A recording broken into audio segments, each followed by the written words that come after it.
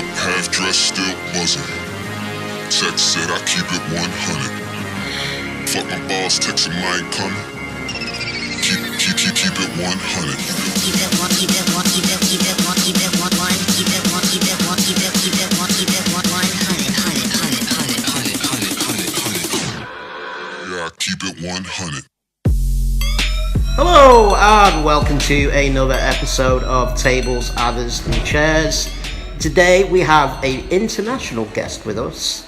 It is TK Cooper. Hello, TK, mate. how's it going? I'm good, thank you. Yeah, we're here in like a stage area of Tentpole Boom in Leeds. One of the many rooms around. For TK has a nice easy workout against Rampage Brown later on this afternoon. Just some trainee, Rampage something. Yeah, should be a very straightforward affair for you. How's it going anyway? I'm good, thank you. Wicked. Right, let's get things off. What attracted you to professional wrestling as like a kid, as a fan? I don't really know specifically like what jumped out at me. I just know that like, once I saw it, I was like, that's awesome. What was it like in like Newcastle? Was there like Newcastle? New Zealand. Similar, very similar almost climate. Yeah, identical. Spitting images of each other. Oh yeah, for sure. definitely. What was it like in New Zealand? Was there like WWF, WWE, WCW as a kid, or? Well, Trav always talks about watching WCW, but maybe I just didn't know what channel that was on because I never saw it. And by the time I started watching wrestling, like it was into like the invasion angle. So I didn't know anything about about WCW before that. So what are your like earliest memories of wrestling then? Definitely my first memory is the winner takes all alliance versus WWF Survivor Series. Yeah, that was pretty sweet. So how did you get into wrestling professionally? Like then? myself? Yeah. So there was a company called IPW that runs in Auckland, where I'm from. And kind of find out about them. We have like the similar magazine called Time Out, same as over here, where it has like all the events and like what is on over the weekend. And it just happened to say like live wrestling in like this area, and it's like an hour's drive away from where I live. But I just asked my mum to take me, and then so we went down and watched the show, and I was like, oh cool. So I think I was like maybe 11 or 12 at the time when I saw it, and pretty much was like, I want to be a wrestler now. Like I watch SmackDown every week, and now I've got this like secret show I didn't know about running in my town.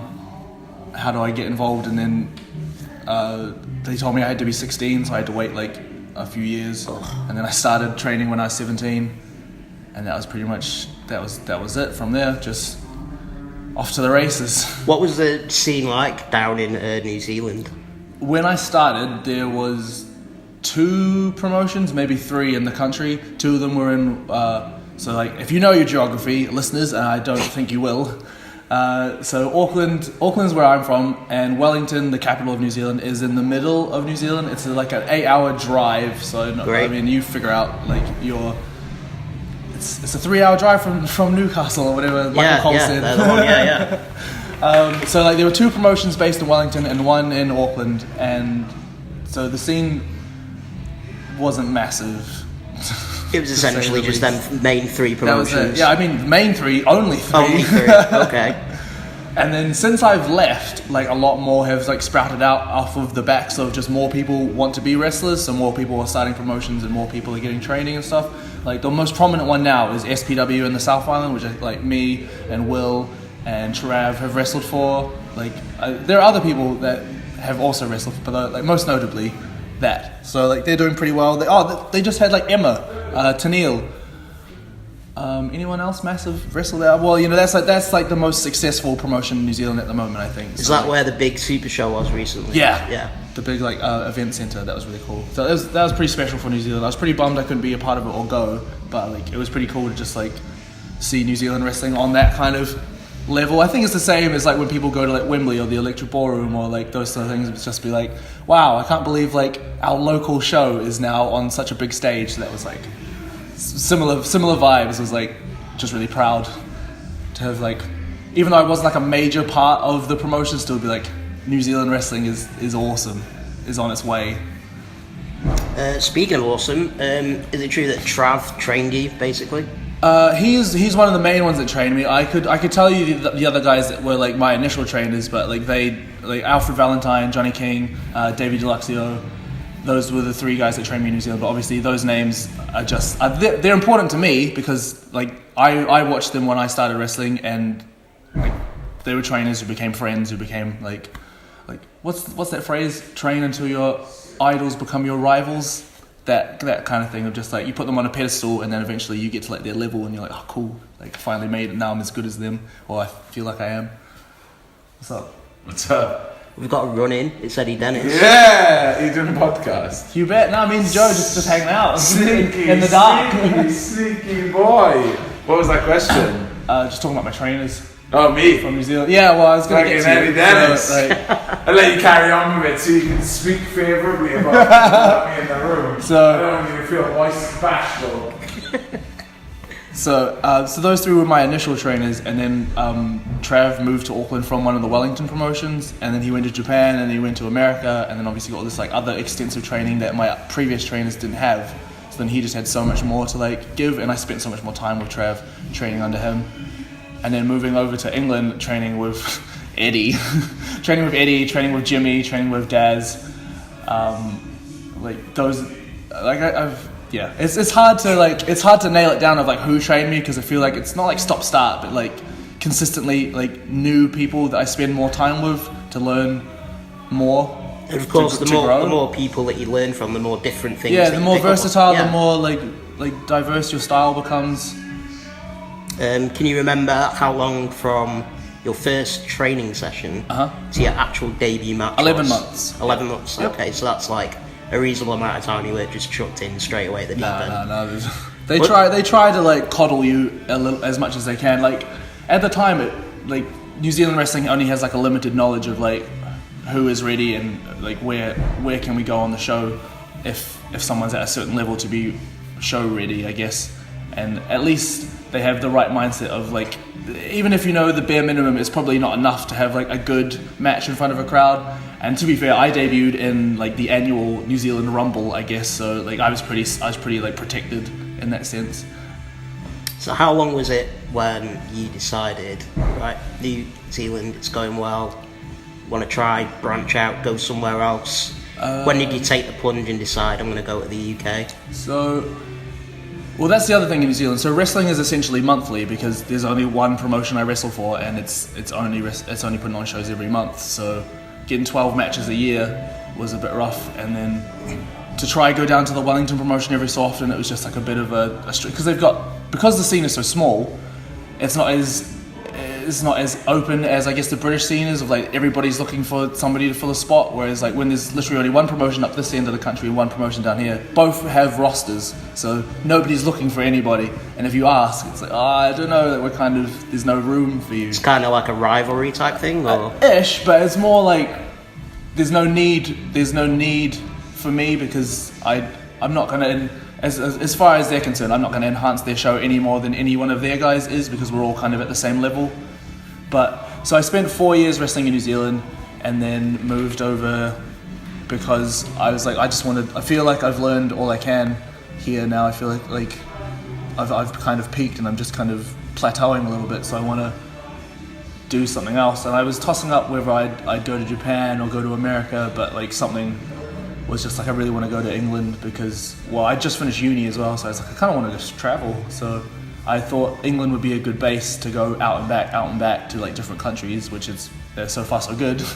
And then on the flip was like, I'd really like to pursue wrestling, so I think that would be a good choice.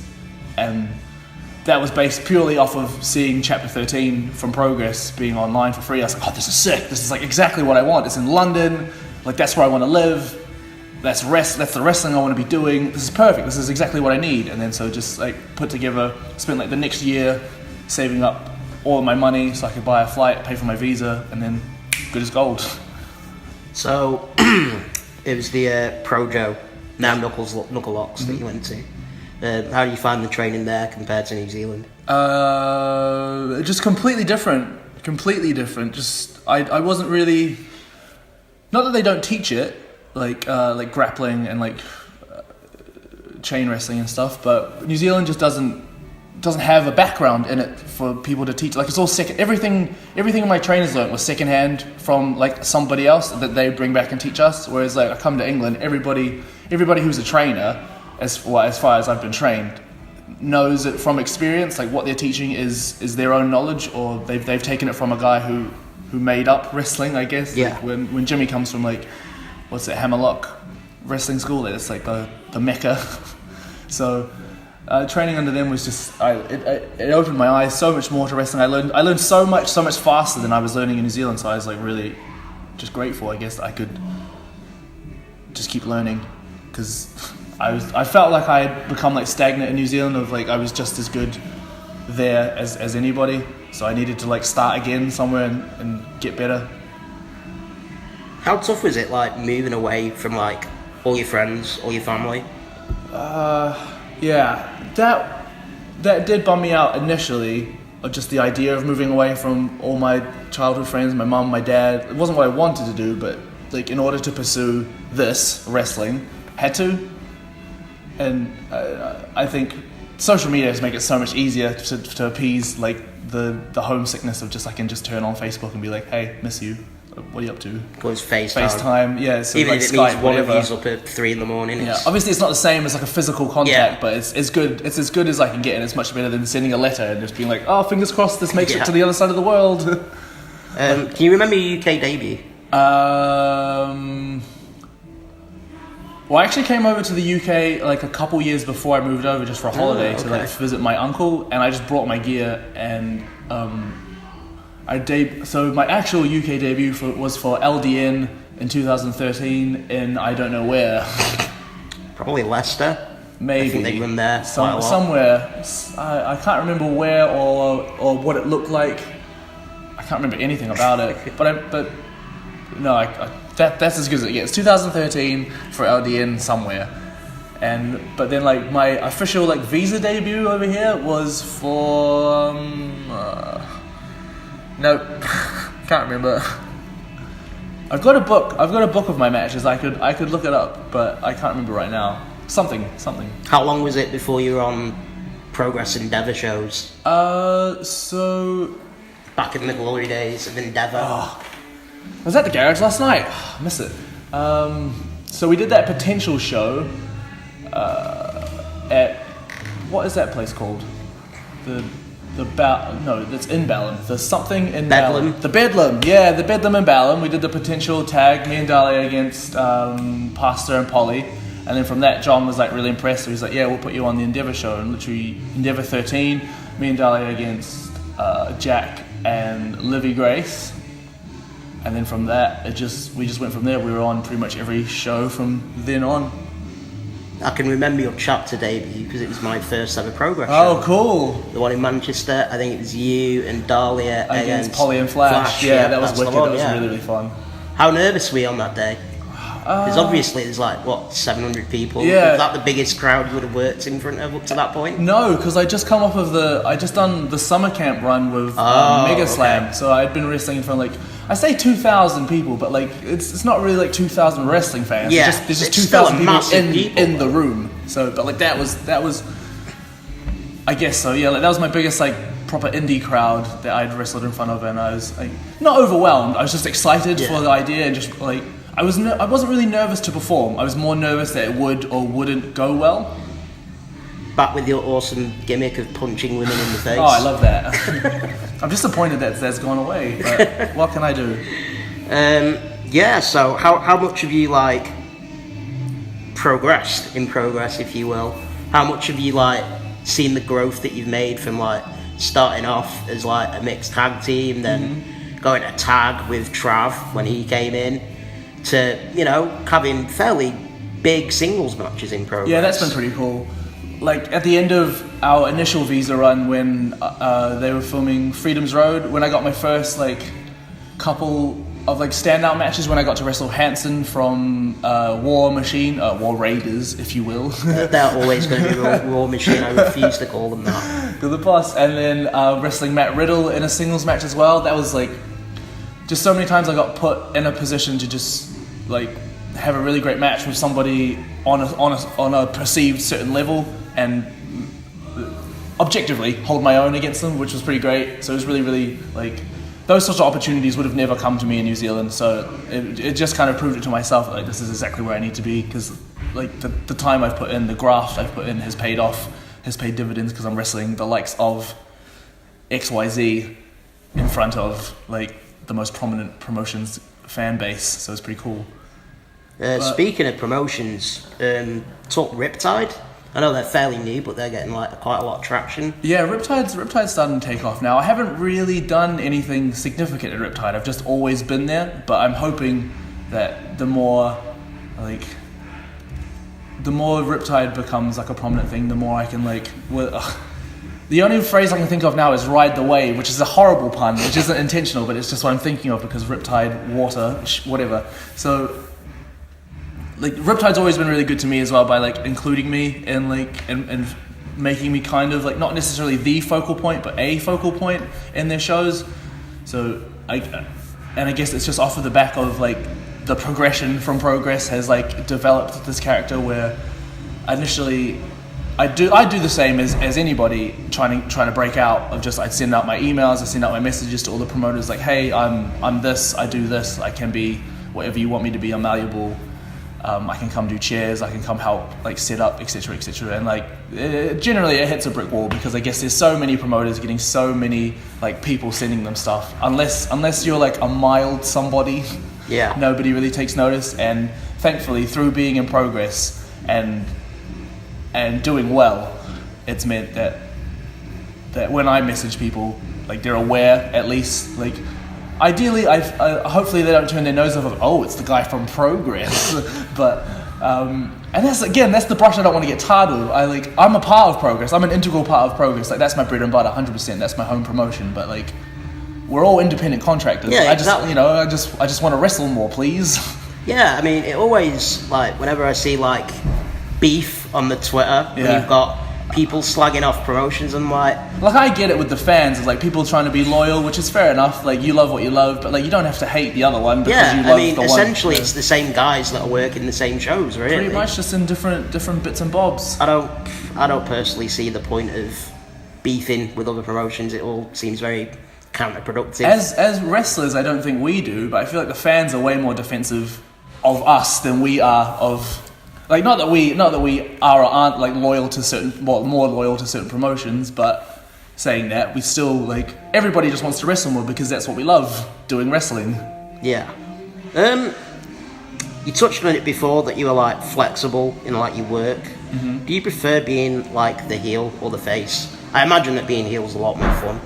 I don't know, it's hard now because it feels like my character has just gone like so far away from what it was, or it hasn't at all, and it's just that the fans' perspective on it is like, oh, we get it now. So now like everybody's in on the joke of what I am. So I've stopped being a heel because like I haven't changed my shtick at all. But now just people are like, oh, like it's quite funny. Now we're on board. But before it was just like, you piece of shit. What? I hate you. And now it's just like, we all laugh together. Like the character of TK Cooper is now an in-joke for everybody with like the circle game and the whatevers.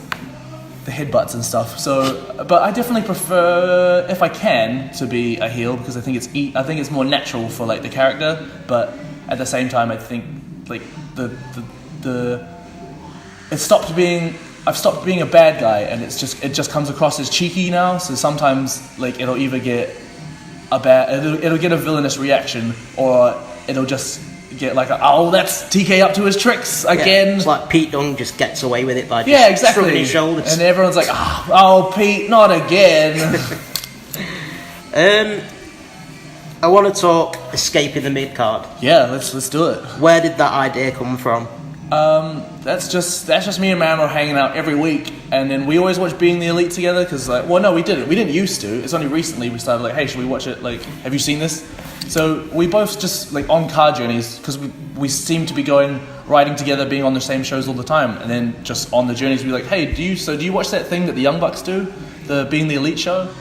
And then we were like, oh, maybe we should just like film a vlog. Maybe we should just do like a video diary because we seem to be riding together all the time, and like we're both like, yeah, sure, just may as well like put some content out there, let the fans know what's going on in Brit Rest, like with us too. Like we're kind of in the middle ground of like we're not necessarily like on the cusp of getting signed. Well, not that I know of. Maybe. Hello, Triple H. How are you? No, I don't know. So it was just a thing we just felt like doing, just for fun, just something fun for us to do in the downtime when we're not wrestling.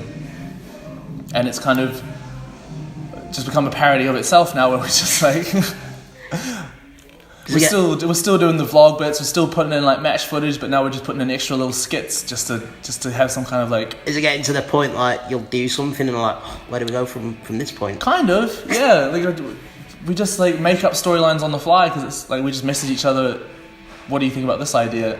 And then it's really just a show for, like, selfishly, it's just a show for ourselves. And then that we just put it on social media and use our like Z-list celebrity status to get it out there in amongst the fans. So it's just for fun, and it's a good outlet to practice like talking to a camera, like as minuscule as it is, just talking to just holding up our phones and being like, what's happening, fans of E, the M, and then rattling off like a little spiel. Like, we've tried to make it more concise lately, because it feels like it's kind of like, I have noticed that the the first episode's like 15-20 minutes, and then the last two were like definitely under 12 minutes. Yeah, so like pretty sure. I guess it's just because we just tend to ramble, and like our main vice of the show was one and done. Like, we'd only ever do one take, and like, close enough is good enough. So because there's no pressure, because there's no finesse to the show. Like, I just make it on iMovie on my phone. Same. And then you get it. Like, it's again, it's selfishly just a show for ourselves, just to make ourselves and our friends laugh. And I hope that resonates with the people who do watch it, because it's just for fun. Like, does editing take it Not really, no. I just chop off the front section where Mambo will say rolling, and chop off the end bit where we look at the camera and laugh. So it's not a case of like the iTunes movie jingle haunting your dreams. No, not at all. No, it's not my favourite. It's oddly caught on with everybody now. Like, people tend to sing it when I'm like, oh, I should get this for the B-roll, and then people just start going do do do do do do. Oh, guys, you know that's not gonna be in it. Right, okay. I'm always a massive fan of the B-roll. I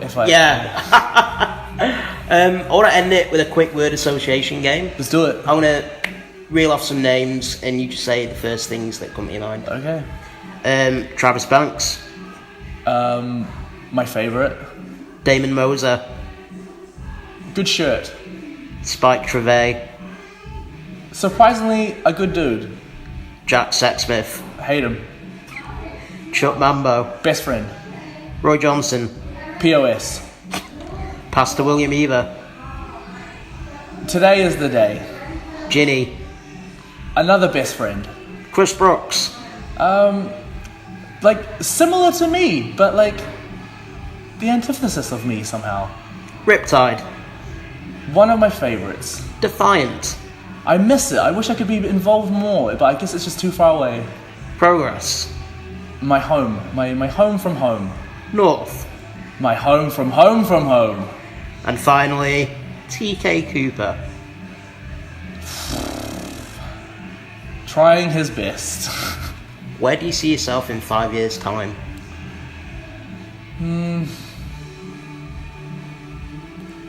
That's hard to gauge now, considering, like, I think, like, years ago, it would have been easier to say, like, oh, hopefully I get to WWE, but now, like, the scene is just so much more open, with, like, Will opening the doors at New Japan, Pete, like, leading the charge at WWE, NXT.